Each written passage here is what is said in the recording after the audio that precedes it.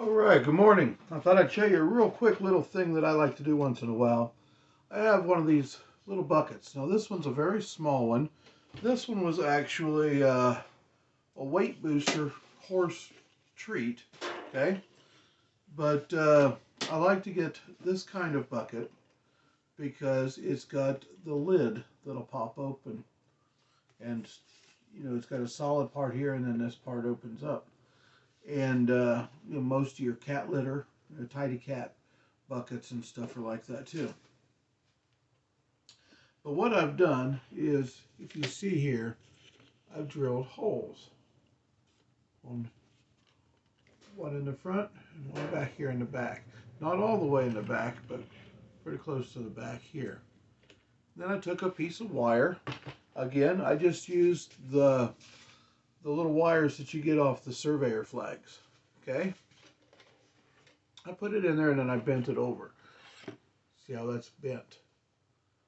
Okay, I'm not going to go through all the details of exactly how I did that, because I figured if you're smart enough to turn on YouTube, you're smart enough to know how to bend a wire, okay? Well, the one in the very back, I just took a little hand towel, draped over it. Any type of cloth will work. A t-shirt, a toddler's shirt, anything like that. Any towel, whatever, right? I don't want it to be too horribly big and bulky, but I want it to fit in there fairly decent. I'm using that towel right now as an example. And then you can see it's got like a 2-inch gap where that towel's hanging down from there and then the bottom of the bucket. The one on the front, I just took a paper binder. Okay, let me take it out here real quick and I'll show you. Let's have a clip like this, right? You can find those anywhere and everywhere. You can use a safety pin, whatever. And I clip that directly onto that wire, just like that. And then I have a canned meat or canned vegetable, canned fruit, whatever, lid. And I like to use the ones with the pull tabs. Okay, I use several different things and I'll cover that here in a minute. But I'll use those ones with the pull tabs, and then I pull that pull tab so that it's flat, in line with the lid itself. And then I will clip that very easily right onto that paper binder clip. See how that's in there hanging? You can see how it'll move, and it moves very easily because all it's doing is free suspended hanging. Right? Well, because of the lid having a lip on it, when you set it down, it sets a little bit of an angle. Not much, but just a little bit of an angle, so everything goes to the back. Okay? That's kind of an important thing. And when I put the wires in, I put them on the opposite side of the part of the lid that does not move. Right? This is where the hinged part would be, so it opens like this, right? The reason I do that is this now becomes a stop. So I just made an ammo catch, very quick and very easy. So I can set that up, set my target directly in the center. Right now I'm using a pocket shot. These things have a lot of power, and just for the sake of ease, I'm using a number 7 little package of split shot. Fishing weights is all they are. You know exactly what these are, right? Put them on your fishing line, but they also work very well as slingshot ammunition.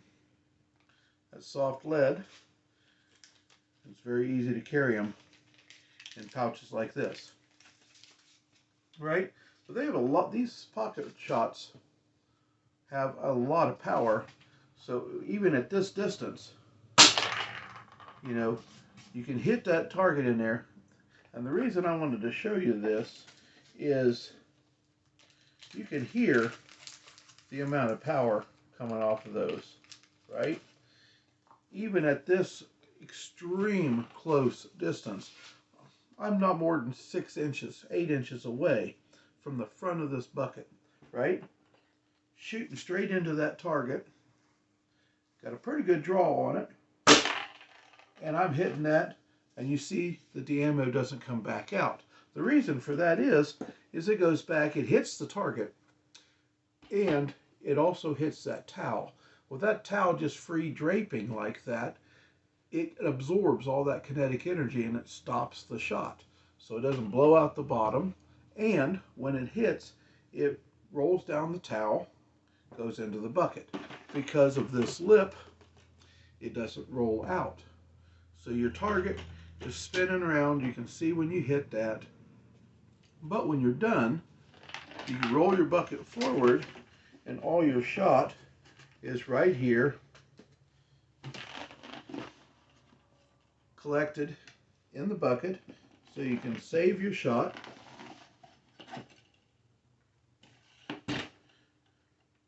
No damage done to the shot whatsoever, so you can use it over and over and over. Refluff your towel.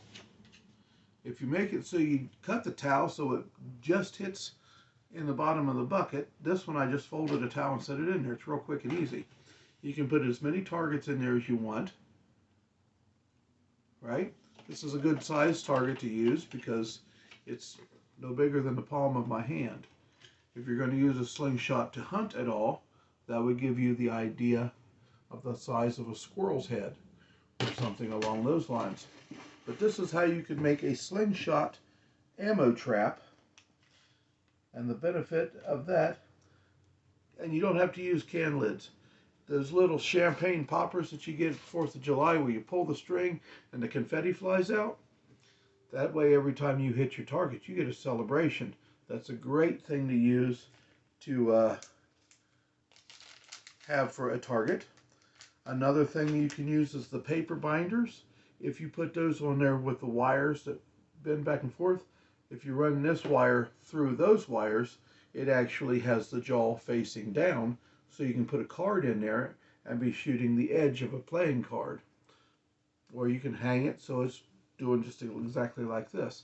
So this makes this versatile. Little package of very cheap. I think this was there's 30 in this package, and it was like $1 at Walmart. A pocket shot, just for the sake of this demonstration. Everything fits in the bucket, and you can take it with you. Now you've got a shooting range anywhere you want to go. Thanks for watching.